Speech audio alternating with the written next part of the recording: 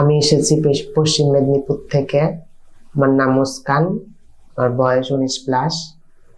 আমার ছোটবেলা থেকে আমার বেশ ছোট ছিল, অন্যান্যদের মতন ছিল না। তো আমি ভাবছিলাম সার্জারি করাবো। তো আমি অনলাইনে ইউটিউবে দেখেছিলাম কসমেটিক ক্লিনিকের ব্যাপারে, তো আসলাম যোগাযোগ করে। আমরা যখন আসলাম স্যারের সাথে কথা বলে নিলাম, কথা বলে বললো মুস্কানের 410 যাবে আর আমার 440 হবে। তো আমরা স্যারের সাথে কথা বলে চলে গেলাম। তারপরের দিন আমাদের ওটি হয়ে গেছে।